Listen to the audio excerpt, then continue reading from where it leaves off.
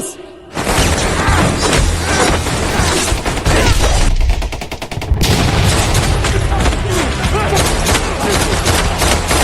Filem diawali dengan memperlihatkan perseteruan tembak-menembak yang terjadi di Osaka Continental Hotel.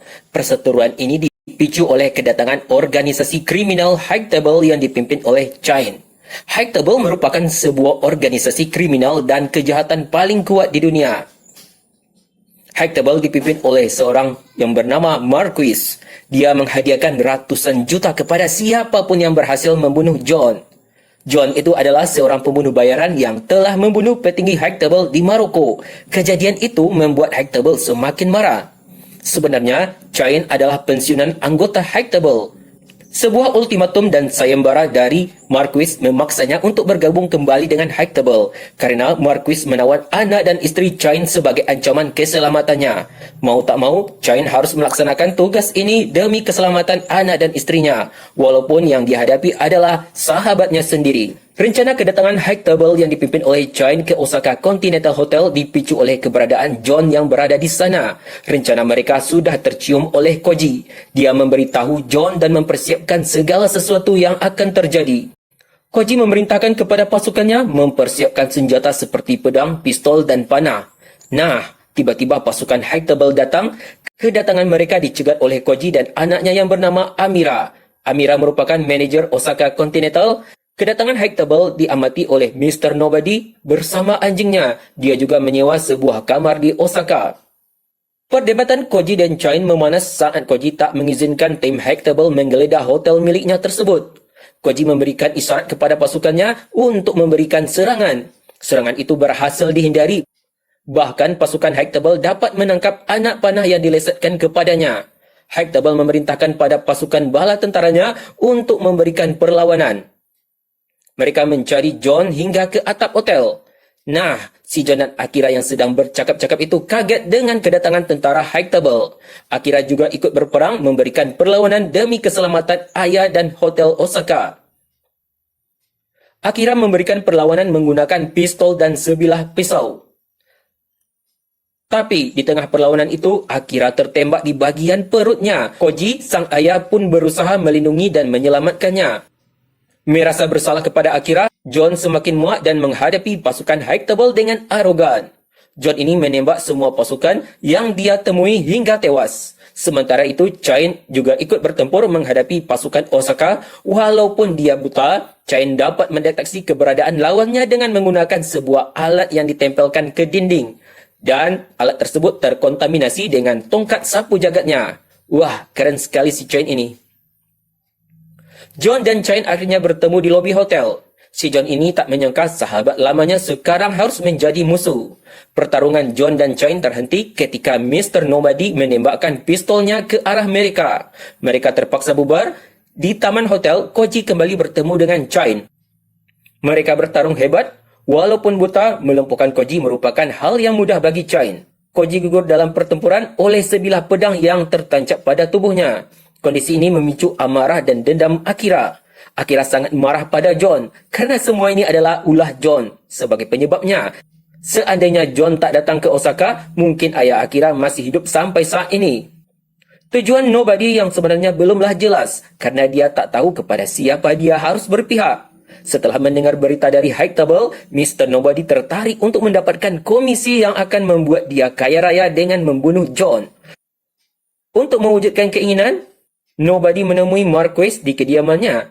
Chain mengingatkan Nobody untuk berfikir dua kali sebelum terlibat kerjasama bersama Marquis. Karena Marquis adalah penjahat yang licik, menghalalkan segala cara untuk mewujudkan keinginannya.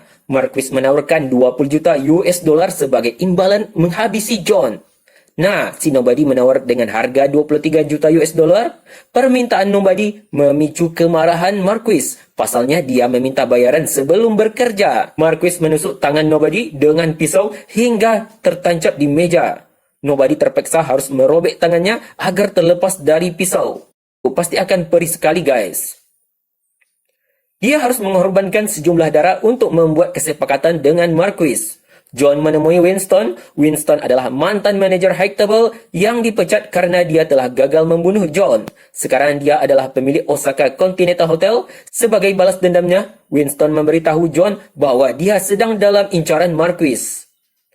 Di sini itu, Winston menyarankan agar John mengajak si Marquis untuk berduel menentukan hidup atau mati. Sebelum menemukan Marquis, John berniat melakukan peribadatan di gereja. Sesampainya di sana, John dicekal oleh keluarga gereja karena dia pergi meninggalkan keluarga gereja demi dendamnya pada Marquis. John dihukum gantung. John berusaha menjelaskan bahawa dia akan mengajak Marquis berduel, hidup atau mati. Pendeta merestui keinginan John, tapi John harus mempunyai simbol keluarga. Sebagai syarat dari duel itu adalah adanya asal-usul keluarga. Saudara si John ini meminta syarat yang kedua, yaitu John harus membunuh Kilam Harkam. Sebab Kila Harkam adalah orang yang membunuh ayah saudara gerejanya. Dengan segera John menuju kediaman Kila Harkam. Pada sebuah bar perjudian, ternyata Chain dan Nobody juga berkunjung di sana. Mereka membuat kesepakatan siapa yang akan mati dengan bermain kartu. Nah, namanya orang curang, sampai kapanpun akan tetap curang. Si Kila Harkam sengaja mengatur kartu sedemikian rupa hingga dia menang. Akhirnya, mereka berkelahi di dalam bar itu. Dalam perkelahian itu, John jatuh dari lantai 2 oleh hempasan Kila Harkam.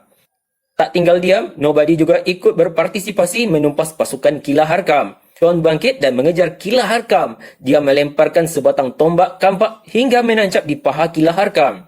Akhirnya, Kila Harkam tewas di tangan John. John mencopot gigi emas Kila Harkam sebagai bukti dia telah menyelesaikan janji tugas untuk saudara keluarga gerejanya. Saudara John sangat senang dengan ketepatan janji John. Janji itu diabadikan dalam bentuk tato simbol keluarga melalui sebuah kendi berisi cairan emas panas. Simbol keluarga itu diantarkan Winston kepada Marquis sebagai pesan bahawa John ingin mengajak Marquis berduel dengannya untuk menyelesaikan perselisihan dengan cara yang lama. Marquis menolak tantangan karena dia merasa tak selevel dengan John. Tapi sebenarnya Marquis ini takut kepada John karena dia tahu bagaimana kekuatan John dalam membunuh orang. Winston memujuk Marquis dengan iming-iming gelar terhormat sebagai orang yang membunuh John Wick yang dikenal sebagai pembunuh bayaran nomor 1 di dunia. Sehingga Marquis akan lebih dikenal orang lain. Pagi itu, persis di depan Menara Eiffel, Paris, John, Marquis dan Chain bertemu membahas aturan bertarung. Pertarungan akan dimulai esok hari saat matahari muncul. Dengan aturan, jika John menang dalam duel pistol, maka John akan diberikan kebebasan akses ke High Table dan hak pendamping yaitu Winston akan dipulihkan. Dia akan dapat mengoperasikan Osaka Hotel setelah terjadi insiden yang membuat isi hotel itu porak-poranda. Sebaliknya, jika John kalah, dia harus mati bersama pendampingnya tersebut. Marquis meminta agar Chain menggantikannya. Chain terpaksa menyetujui demi keselamatan anak dan istrinya. Untuk menghadapi pertarungan itu, John dihadiahkan satu setel pakaian jas oleh Winston agar terlihat lebih macho dalam bertarung. Subuh menjelang matahari pun tiba, sebuah informasi dari radio atas pertarungan itu telah mengudara di Paris. Marquis mempersiapkan pasukannya untuk menyerang John Wick sebelum dia tiba di lokasi duel pistol. John menyiapkan beberapa pistol dan berangkat menggunakan perahu. Kedatangan John telah dilacak oleh High Table. Mereka mulai menyerang John. Serangan High Table membuat jalan raya kacau tak terkendali karena tembak-menembak. John menyita sebuah mobil dan memberikan perlawanan melalui mobil tersebut. John berhasil melumpuhkan mereka satu persatu, apalagi jas yang dipakai John adalah jas anti peluru. John melemparkan lawannya hingga terpental oleh mobil. John segera menuju lokasi pertarungan sebelum matahari terbit, tapi dia terpaksa masuk ke sebuah gedung untuk menjebak pasukan High Table. Saat terdesak, John terpaksa merampas senapan api milik pasukan High Table. Nobody juga menyusup masuk dalam gedung dan memberikan perlawanan pada pasukan High Table. Dia juga menghubungi Marquis agar dia menaikkan tarif membunuh John. Jika tidak, dia akan terus menyerang pasukan Marquis. Ingin kaya mendadak, Nobody langsung menyerang John. Mereka terlempar ke lantai bawah melalui lubang. Saat John akan menembak Nobody, dia memutuskan niatnya demi menyelamatkan anjing Nobody. Nobody kaget dengan John, dia mengira John akan marah padanya. Ternyata, tak ada sedikit pun niat John untuk memberikan perlawanan pada Nobody. Malahan John ingin mengajaknya berteman. John langsung menuju tangga 222, menuju gereja tempat eksekusi duel pistol. Sayangnya, dalam keadaan yang semakin melemah, dia harus mendapat serangan agar tak dapat mencapai puncak tangga 222 sebelum matahari terbit. John terlempar dan terpental dari tangga atas. Beruntung Chain datang, Walaupun mereka saat ini bermusuhan, tapi jiwa persahabatan mereka tak dapat dibohongi. Mereka menuju tangga itu bersama-sama. Saat John akan ditembak, tiba-tiba Nobody datang memberikan pertolongan sebagai balas jasanya. John dan Chain sampai di atas sebelum matahari terbit. John dan Chain melepaskan jaket sebelum duel pistol itu dimulai. Mereka diperintahkan untuk mengambil posisi saling berhadapan dengan jarak 15 langkah dari posisi awal. Tembakan pertama pun dimulai. John dan Chain sama-sama cedera di bagian tangan. Tembakan kedua, mereka harus lebih dekat sejauh 5 langkah. Tembakan itu pun dimulai. John terluka di bagian bahu, sedangkan Chain terluka di bagian perut. Tembakan ketiga, mereka harus lebih dekat lagi. Ini adalah tembakan kematian. Tembakan Chain membuat John terluka di bagian perutnya. Sementara itu, John tak menembakkan pistolnya. Marquis meminta pistol Chain. Chain meminta agar Marquis membebaskan putrinya. Marquis pun mengiyakan. Saat Marquis akan menembak John, dia dicegat karena John belum menembakkan pistolnya untuk yang ketiga kali. Dan tembakan itu John tujukan ke kepala Marquis. Dia tewas seketika. Kejadian ini membuat Nobody tertawa atas kebodohan Marquis. Duel itu pun bubar, tapi sayang John harus gugur akibat 3 tembakan yang menembus tubuhnya.